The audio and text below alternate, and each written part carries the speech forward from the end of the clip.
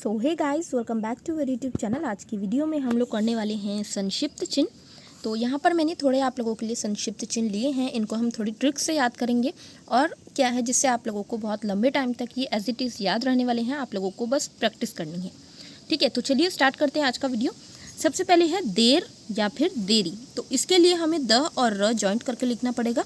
The में ही र आया है और ये लाइन पर ही लिखा गया है, ठीक है।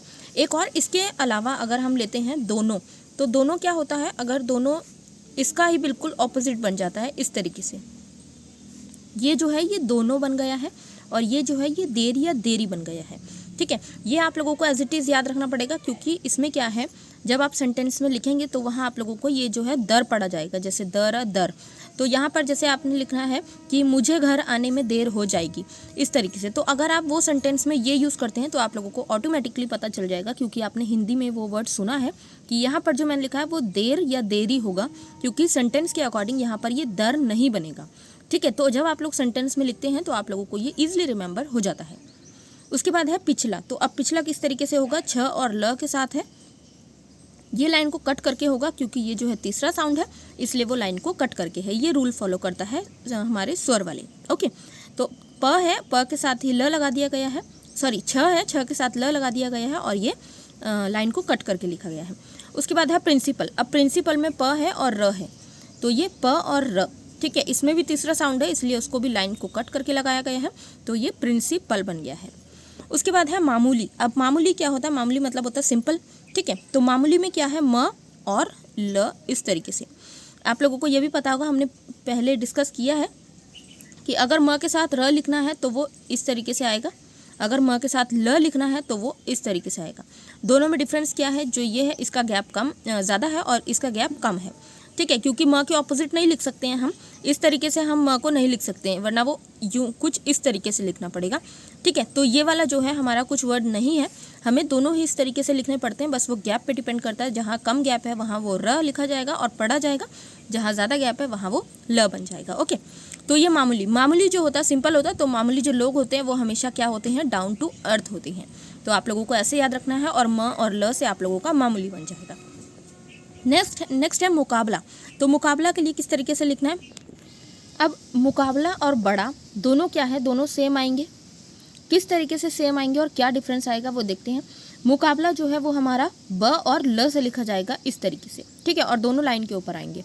और बड़ा जो है वो सेम लिखा जाएगा, बट वो डायरेक्शन चेंज हो जाएगी, ब और ड़ से, ठीक है। क्योंकि ये किस लिए आया है, ये देखिए, जब हम ब और र लिखते हैं तो इस तरीके से, ठीक है, ये र है, लेकिन र जो है वो ड़ भी इनका सेम लिखा जाता है, ब और ड़। इसको हम बड़ भी पढ़ सकते हैं, ठीक है। जैसे हमने पढ़ लिखना तो वो हम इस तरीके से भी लिख सकते हैं पढ़, और इस तरीके से भी लिख सकते हैं पढ़, ठीक है, दोनों पढ़ है। तो यहाँ पर र जो है वो ड़ भी बनता है, सेम होता है, बस वो पढ़ने में और लिखने में थोड़ा सा अलग हो जाता है। तो ये ब और ड़ से बनाया गया है, बड़ बड़ा, बड़ बड़े और बड़ बड़ी, तीनों इसी तरीके से लिखा जाएगा। और मुकाबला जो है वो ब और ल से लिखा गया है। तो यहाँ पर क्या है, देखिए, ब और ल है वो ऊपर है और ब और ड़ है वो भी ऊपर है। तो इसको आप जॉइंट करके याद कर सकते हैं। जैसे मुकाबला जो है वो बड़ा है, जैसे कि बड़ा मुकाबला होने वाला है, ऐसे हम नॉर्मली आप लोगों ने सुना होगा। तो जैसे कड़ा होता है वैसे ही बड़ा दिया गया है। तो यहाँ पर क्या है, बड़ा और मुकाबला दोनों लाइन के ऊपर आएगा, दोनों जॉइंट करके याद रखिएगा, बड़ा मुकाबला, तो दोनों ऑपोजिट है और दोनों लाइन के ऊपर जाएंगी, ओके। उसके बाद है विचार। तो विचार का सिंपल है, पहले हमको च लिखना है और उसमें ही र बना देना है, ये विचार, और वो लाइन पर आएगा, ठीक है। क्योंकि जैसे कि मामूली वाला लिया था, तो मामूली लोग जो होते हैं वो डाउन टू अर्थ होते हैं और उनके जो विचार होते हैं वो भी डाउन टू अर्थ ही होते हैं, ठीक है। डाउन टू अर्थ कहने का मतलब है कि बहुत अच्छे और सिंपल विचार रखते हैं वो लोग। विचार विमर्श। तो विचार विमर्श में सिंपल विचार लिख के आपको विमर्श के लिए ये श लगा देना है। जो ये श है इससे आप लोगों को सिर्फ एक क्लू मिलेगा, यहाँ पर कुछ भी लॉजिक नहीं है, क्योंकि श से पूरा विमर्श जो है वो नहीं बन जाता है, लेकिन आप लोगों को एक हिंट मिल जाएगा। जो विचार है और ये श लगा है, तो विचार श नहीं हो सकता, इसलिए आप लोग उसको विचार विमर्श पढ़ेंगे। जब आप लोग लिखेंगे, आप लोग प्रैक्टिस करेंगे तो आप लोगों को ईजिली ये समझ आ जाएगा। उसके बाद है मामला। अब जैसे हमने मामूली करा, मामला भी सेम है, बट वो क्या है, लाइन के ऊपर है, म के साथ ल लगाया गया है, बट वो लाइन के ऊपर लगाया गया है। ये कैसे याद करेंगे आप लोग, म और ल दोनों में आ की मात्रा आ रही है, जो कि पहला स्वर है, तो पहला स्वर हमेशा लाइन के ऊपर ही रहने वाला है। नेक्स्ट है प्रत्यक्ष। तो अब प्रत्यक्ष जो है वो इस तरीके से है, परिस्थिति जो है वो इस तरीके से है और कार्य जो है वो इस तरीके से है। ठीक है, अब इनको याद कैसे रखना है? प्रत्यक्ष मतलब होता है साक्षात।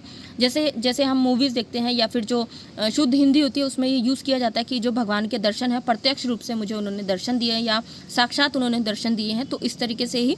तो आप लोगों को ऐसे याद रखना, प्रत्यक्ष जो है वो भगवान के दर्शन होना एक बहुत बड़ी बात है। यानी कि जिनको उसके दर्शन हो जाते हैं वो क्या हो जाता है, इस दुनिया से कट जाता है, मोह माया से दूर हो जाता है और उसकी एक अलग दुनिया बन जाती है। तो यहाँ पर प्रत्यक्ष रूप से उनके दर्शन करना एक बहुत बड़ी बात है। तो वो यानी कि हमने उसको हवा में दिया है क्योंकि वो बड़ी बात है, इसलिए वो ऊपर दिया, सम्मान के तौर पर जैसे हम ले सकते हैं। ठीक है, या फिर जैसे हम भगवान को सम्मान देते हैं तो उनको भी हम हमेशा ज़मीन पर नहीं रखते हैं, किसी स्थान पर रखते हैं। तो ऐसे भी आप लोग देख सकते हैं कि वो ज़मीन पर नहीं आएंगे, वो ऊपर आएगा। ठीक है, प्रत्यक्ष। परिस्थिति जो है वो परिस्थिति क्या है, पर से ही बनाई गई है और स्थिति, ये वाले दोनों सेम है लेकिन ये लाइन के ऊपर और नीचे दोनों हो रहा है। तो यहाँ पर क्या है, आप लोग ऐसे याद रख सकते हैं, परिस्थिति जो है वो अप डाउन होती रहती है। ये लाइन है हमारी, ये अप और ये डाउन भी आ रही है, तो परिस्थिति हमारी अप डाउन होती रहती है।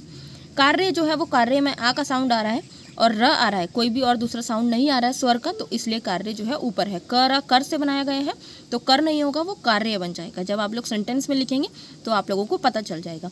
अगर हमें कर लिखना है तो वो हम लाइन के ऊपर लिख लेंगे, इसलिए वो कर बन जाएगा। ठीक है, तो आज की वीडियो में इतना ही। Thank you so much for watching this video.